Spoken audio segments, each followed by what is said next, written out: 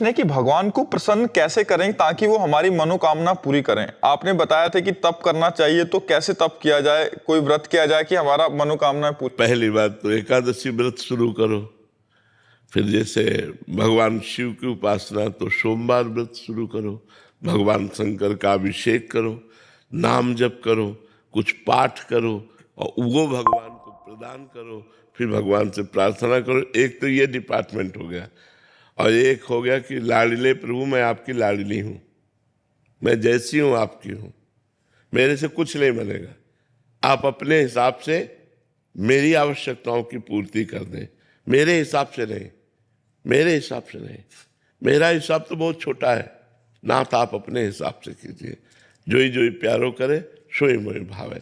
ये बड़ा मस्ती का मार्ग है जो दूसरा बताया। पहले वाला वो एक दुकानदारी का मार्ग है कि जो हम किया उसका फल दे दीजिए, और इसमें किए का फल नहीं है, इसमें मैं आपकी हूं।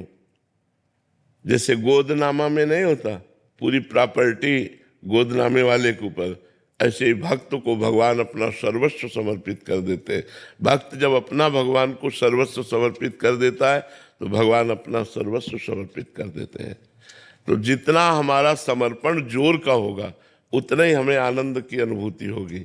एक ये मार्ग है और एक ये मार्ग है कि जितनी जोर का हम तप करेंगे, व्रत करेंगे, उसका वैसे ही फल हमको प्राप्त होगा। ये कमजोर मार्ग है, इसमें हम कितना करेंगे। और ये मार्ग है कि सीधे भगवान अपना ऐश्वर्य, ज्ञान, वैराग्य, भक्ति, प्रेम जो चाहिए उसका खजाना खोल देते हैं और भक्त निहाल हो जाता है। तो भगवान का बनने में ज्यादा लाभ है। भगवान के लिए साधना करना, भगवान के बन के, ये और उत्तम बात है। अपने लिए साधना करना ये छोटी बात है। भगवान के होना ये बड़ी बात है। और भगवान के बन के भगवान के लिए साधना करना ये बहुत बड़ी बात है। इसी से भगवत प्रेम प्राप्त होता है, इसी से मोक्ष प्राप्त होता है। तो हम लोगों की आवश्यकताएं तो है। हम आपको सच्ची बताएं, भगवान के हो जाने में इतना आनंद है कि हम तुम्हें कुछ कह नहीं सकते। आप कह सकती होगी कि आपने तपस्या किया, अब तो क्या मेरे जीवन की तपस्या का फल ये संसार की झूठी माया है जो मरने के बाद साथ नहीं जाती है? नहीं, हमारी तपस्या का फल अगर ये है तब तो बहुत बेकार है। नहीं, भजन का फल ये नहीं है, भजन का ब्याज ये है। मूल फल तो भगवान का परमानंद प्राप्त होना, भगवान की प्राप्ति होना, दुखों से छूट जाना, सदा सदा के लिए दुखों से पिंड छूट जाना, ये भगवान के भजन का फल है। तो हमने 3 बातें बताई। भगवान से चाह पूर्ति करने के लिए भगवान की जो भजन शैली है, व्रत है, उपवास है, तीर्थ यातन है, दान पुण्य है, इनको करें तो हमारी कामनाओं की पूर्ति होगी। दूसरी बात बड़े जोर की, मैं भगवान का भगवान मेरे नाथ, आप मेरे स्वामी हो, मेरे पिता हो, मैं और किससे मांगूं?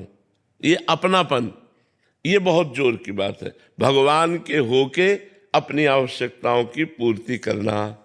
तीसरी बात, भगवान के लिए, भगवान के होके भजन करना, ये बहुत जोर की बात हो गई। अब हमें चिंता नहीं आगे क्या होना है, आप खुद देखिए आपको आगे क्या करना है। वो बड़ी मस्ती की बात होती, बड़ी मस्ती की बात हो। कदम कदम पर प्रभु की कृपा और प्यार दिखाई देता है कि हमारे प्रभु कितना हमें प्यार करते हैं। ये तब दिखाई देता है जब भगवान के होके और भगवान के लिए भजन किया जाता है, तब ये जोर की बात आती है। महाराज जी, अधिकतर तो ऐसा ही है कि मतलब कामना की पूर्ति हो जाए इसलिए भगवान। हाँ, प्राय ऐसा। लेकिन हमारी कामनाओं की कभी पूर्ति हो नहीं सकती। एक कामना पूरी होती है तो 2 कामनाएं खड़ी हो जाती हैं, 2 पूरी होती है तो 4 खड़ी हो जाती हैं।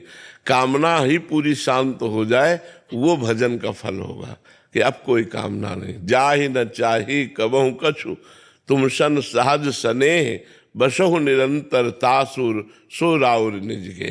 जिसे कभी कुछ नहीं चाहिए, सब कुछ व्यवस्था भगवान अपने आप करते हैं। चाह की कोई जरूरत करने की नहीं है, केवल भगवान के होने की जरूरत है, भगवान के भजन करने की जरूरत है, गंदे आचरणों के त्याग की जरूरत है। तो इसलिए हम कहते हैं 3 पद्धति है। एक तो है करके भगवान से लेना, एक है हो के भगवान से लेना, और एक है लेने की इच्छा ही ना रखना, केवल भगवान के हो जाना। तो सब अपने आप हो जाता, सब अपने आप व्यवस्था हो जाती है। इसलिए हम कहते हैं भगवान के हो जाओ, भगवान के हो करके फिर देखो कैसा आनंद जीवन में है।